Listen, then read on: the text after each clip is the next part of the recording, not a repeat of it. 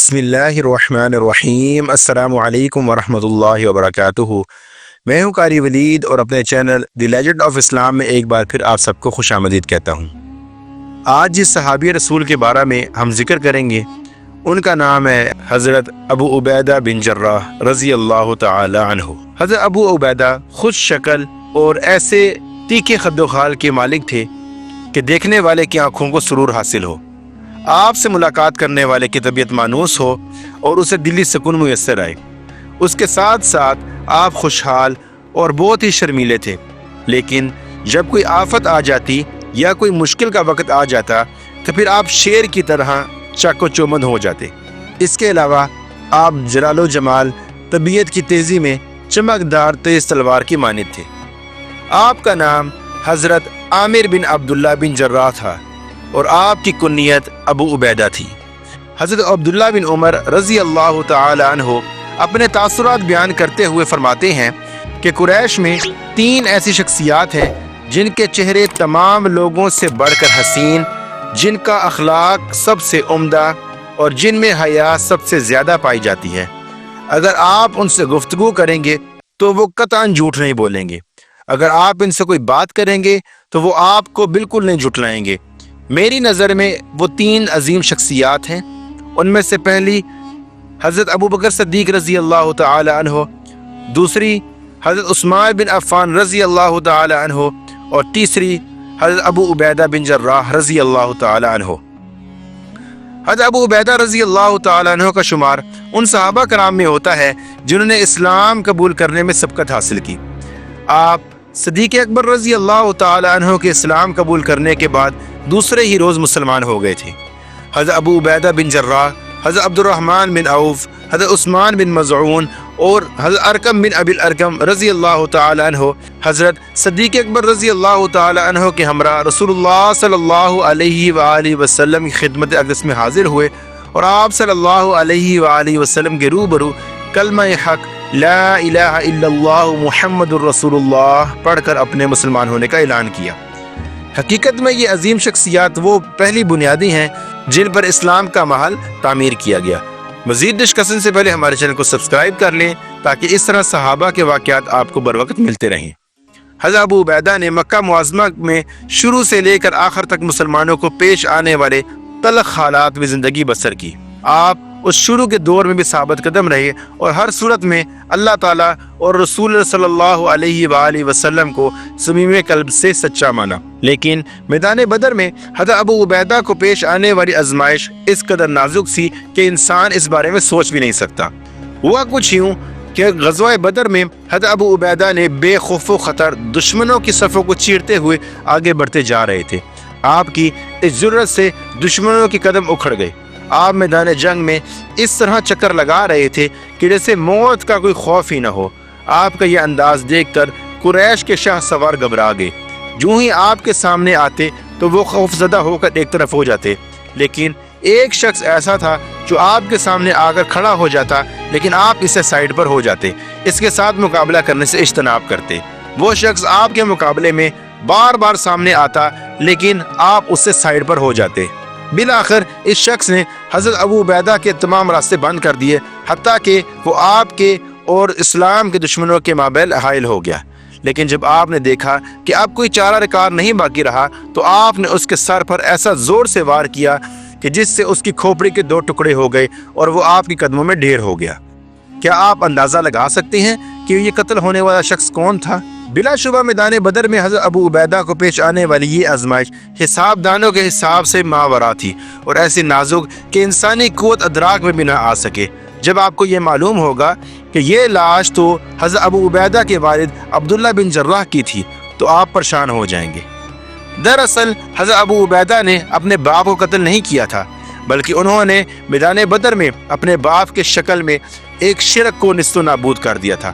آپ کا یہ اقدام اللہ سبحانہ و تعالیٰ کو اتنا پسند آیا کہ آپ صلی اللہ علیہ وآلہ وسلم کے ذریعے حضرت ابو عبیدہ کی شان میں یہ آیات نازل کر دی، جو کہ قرآن پاک کی سورۃ المجادلہ اس کی آیت نمبر 22 ہے۔ حضرت ابو عبیدہ نے یہ کوئی انوکھا کارنامہ نہیں کیا تھا، وہ تو اپنی ایمانی قوت، دینی جذبہ اور نبی کریم صلی اللہ علیہ وآلہ وسلم کی امانت اور دیانت کے اس اعلیٰ مقام پر فائز تھے جس کے لیے بڑی بڑی ہستیاں اللہ سبحانہ و تعالیٰ کے ہاں آرزومند رہتی ہیں۔ حضرت محمد بن جعفر رضی اللہ تعالیٰ عنہ بیان کرتے ہیں، عیسائیوں کا ایک وفد رسول اللہ صلی اللہ علیہ وآلہ وسلم کی خدمت میں حاضر ہوا اور عرض کی کہ اپنے صحابہ میں سے ہمارے ساتھ ایک ایسے شخص کو روانہ کریں جسے آپ مناسب سمجھتے ہوں، وہ ہمارے باہمی مالی اختلافات کو نپٹائے جو بہت زیادہ شدت اختیار کر چکے ہیں۔ ہم برملا یہ تسلیم کرتے ہیں کہ ہمیں مسلمان بہت پسند ہیں۔ آپ کی باتیں سن کر رسول اللہ صلی اللہ علیہ وآلہ وسلم نے ارشاد فرمایا کہ شام کو میرے پاس آنا، میں آپ کے ساتھ ایک ایسا شخص روانہ کروں گا جو طاقتور بھی ہے اور دیانتدار بھی۔ حضرت عمر رضی اللہ تعالیٰ عنہ فرماتے ہیں کہ میں اس روز جلدی نماز ظہر کے لیے مسجد نبوی میں آیا کہ شاید اس انتخاب میں میرا نام نکل آئے۔ اللہ کی قسم مجھے کوئی امارت و قیادت کا شوق نہیں تھا، بلکہ میری یہ تمنا تھی کہ وفد کے سامنے رسول اللہ صلی اللہ علیہ وآلہ وسلم جو اوصاف بیان فرمائے ہیں میں ان کا مصداق ٹھہروں۔ آپ صلی اللہ علیہ وآلہ وسلم نے جب نماز ظہر سے فارغ ہوئے تو بڑے غور سے دائیں بائیں دیکھنے لگے۔ اس دوران میں نے اپنا سر اوپر اٹھایا تاکہ آپ کی نظر میرے پر پڑ جائے۔ آپ صلی اللہ علیہ وآلہ وسلم مسلسل نمازیوں کی طرف دیکھتے رہے یہاں تک کہ آپ صلی اللہ علیہ وآلہ وسلم کی نظر حضرت ابو عبیدہ پر پڑی۔ انہیں اشارے سے اپنے پاس بلایا اور ارشاد فرمایا کہ آپ وفد کے ساتھ جائیں، ان کے باہمی اختلافات کو عدل و انصاف کے ساتھ نپٹائیں۔ حضرت عمر رضی اللہ تعالیٰ عنہ فرماتے ہیں کہ اس موقع پر میں بے اختیار پکار اٹھا کہ آج ابو عبیدہ ہم سے بازی لے گئے ہیں۔ حضرت ابو عبیدہ دیانت و امانت کے اعلیٰ مقام پر فائز تھے۔ آپ میں قائدانہ صلاحیت ہائی لیول کی پائی جاتی تھی۔ ایک روز رسول اللہ صلی اللہ علیہ وآلہ وسلم نے صحابہ کرام کی ایک جماعت و قریش کے ایک قافلے کی سرکوبی کے لیے روانہ کیا اور حضرت ابو عبیدہ کو اس جماعت کا امیر مقرر کر دیا اور زاد راہ کے لیے کھجوروں کا ایک تھیلا عطا کیا۔ صورتحال یہ تھی کہ آپ کے پاس اس کے علاوہ مجاہدین کے زائد راہ کے لیے کوئی اور چیز میسر نہ تھی۔ اس سفر میں صحابہ کرام رضی اللہ تعالیٰ عنہم نے کمال صبر و تحمل کا مظاہرہ کیا اور امیر قافلہ حضرت ابو عبیدہ نے بھی امانت و قیادت کا حق ادا کیا۔ آپ روزانہ ایک مجاہد کو ایک کھجور دیتے اور وہ اسے پانی سے کھا لیتا اور پانی پی لیتا۔ دن بھر کے لیے یہ خوراک کافی ہوتی تھی۔ غزوہ احد میں جب عارضی طور پر مسلمانوں کو شکست کا سامنا کرنا پڑا تو ایک مشرک بڑے غضبناک انداز میں چلا رہا تھا کہ بتاؤ مجھے مسلمانوں کا نبی محمد کہاں ہے۔ اس نازک وقت میں حضرت ابو عبیدہ ان 10 جانسار صحابہ میں سے ایک تھے جنہوں نے رسول اللہ صلی اللہ علیہ وآلہ وسلم کے ارد گرد گھیرا ڈال رکھا تھا اور اپنے سینوں پر دشمنوں کے تیر کھا کر نبی کریم صلی اللہ علیہ وآلہ وسلم کی جانب سے دفاع کا فریضہ سر انجام دے رہے تھے۔ جب جنگ کا زور ختم ہوا تو صورتحال یہ تھی کہ آپ صلی اللہ علیہ وآلہ وسلم کے دان مبارک شہید ہو چکے تھے، آپ کی پیشانی مبارک زخمی ہو چکی تھی اور آپ کے رخسار مبارک میں خود کے 2 حلقے پیوست ہو چکے تھے۔ آپ صلی اللہ علیہ وآلہ وسلم کی یہ حالت دیکھ کر صدیق اکبر تیزی سے آگے بڑھے تاکہ آپ صلی اللہ علیہ وآلہ وسلم کے رخسار مبارک میں دنسے ہوئے خود کے حلقے نکال دیں۔ اتنے میں ابو عبیدہ رضی اللہ تعالیٰ عنہ آگے بڑھے اور عرض کی کہ خدا را اس خدمت کا موقع مجھے دیں۔ آپ کا شوق دیکھ کر حضرت صدیق اکبر ایک طرف ہو گئے۔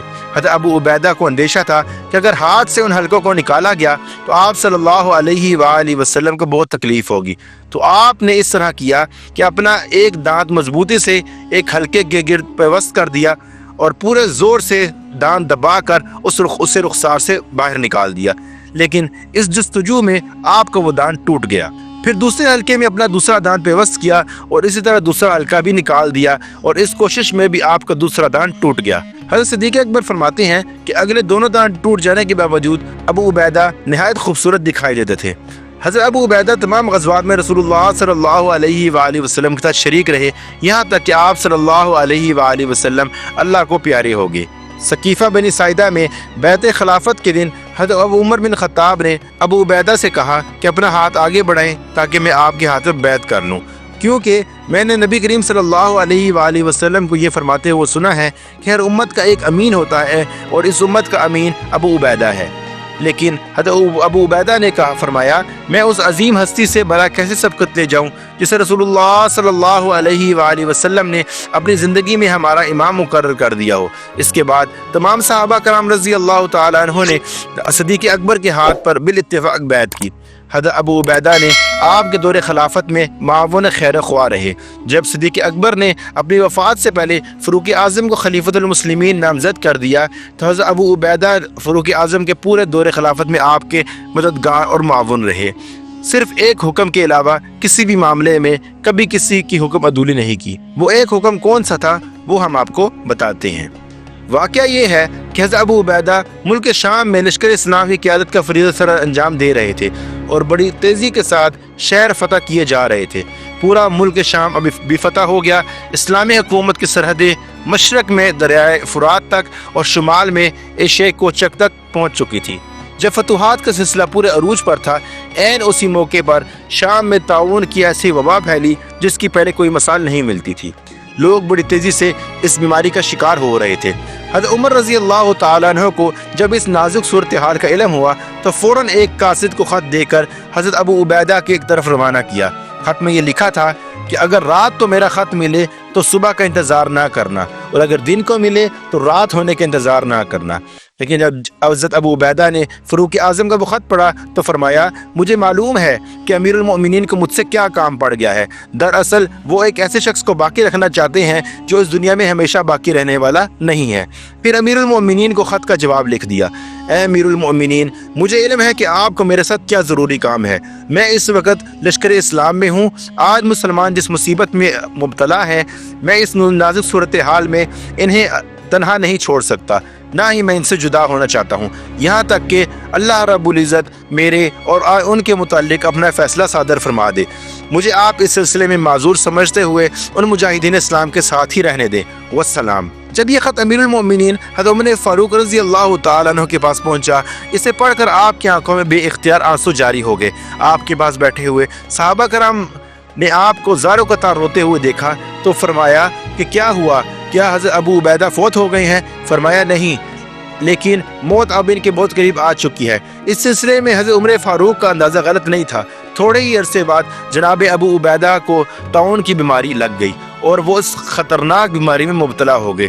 لیکن جب موت کا وقت قریب آیا تو آپ نے لشکر اسلام کو یہ وصیت کی، فرمایا، میں آج تمہیں ایک وصیت کرتا ہوں، اگر آپ نے اس کو تسلیم کر لیا تو ہمیشہ خیریت سے رہو گے۔ سنو، نماز قائم کرنا، رمضان کے روزے رکھنا، صدقہ خیرات کرتے رہنا، بیت اللہ کا حج کرنا، عمرہ ادا کرنا، آپس میں ایک دوسرے کو اچھی باتوں کی تلقین کرتے رہنا، اپنے حکمرانوں کے ساتھ خیر خواہی سے پیش آنا اور انہیں کبھی بھی دھوکہ نہ دینا، دیکھنا کہیں دنیا تمہیں غافل نہ کر دے۔ میری بات غور سے سنو، اگر کسی شخص کو 1000 سال کی عمر بھی مل جائے تو آخر کار اس کا انجام یہی ہوگا جو آج میرا ہو رہا ہے۔ موت سے کوئی بھی نہیں بچ سکتا۔ سب کو میری طرف سے سلام اور تم پر خدائے ذوالجلال کی رحمت ہو۔ پھر حضرت معاذ بن جبل رضی اللہ تعالیٰ عنہ کی طرف متوجہ ہو کر فرمایا، معاذ، لوگوں کو نماز پڑھایا کرنا۔ اچھا، خدا حافظ۔ یہ کہہ کر آپ کی پاکیزہ روح کف انصری سے پرواز کر گئی۔ پھر اس موقع پر معاذ بن جبل اٹھے اور فرمایا، لوگو، آج تم ایک ایسی شخصیت کی غم میں مبتلا ہو، خدا کی قسم میں نے ان سے بڑھ کر نیک دل، حسد و بغض سے پاک سینہ، آخرت سے بہت زیادہ محبت کرنے والا اور عوام الناس کے ساتھ خیر خواہی کرنے والا کسی کو نہیں پایا۔ سب مل کر خلوص دل سے دعا کرو کہ اللہ تعالیٰ ان پر اپنی رحمتیں برسائے۔ تو یہ تو تھی ناظرین ہماری آج کی ویڈیو۔ اگر آپ کو ہماری ویڈیو پسند آئے تو آپ ہمارے چینل کو سبسکرائب اور ویڈیو کو ضرور لائک کریں اور اپنے احباب سے بھی شیئر کیا کیجیے۔ اگلی ویڈیو تک کے لیے میں آپ سے اجازت چاہتا ہوں۔ السلام علیکم ورحمۃ اللہ وبرکاتہ۔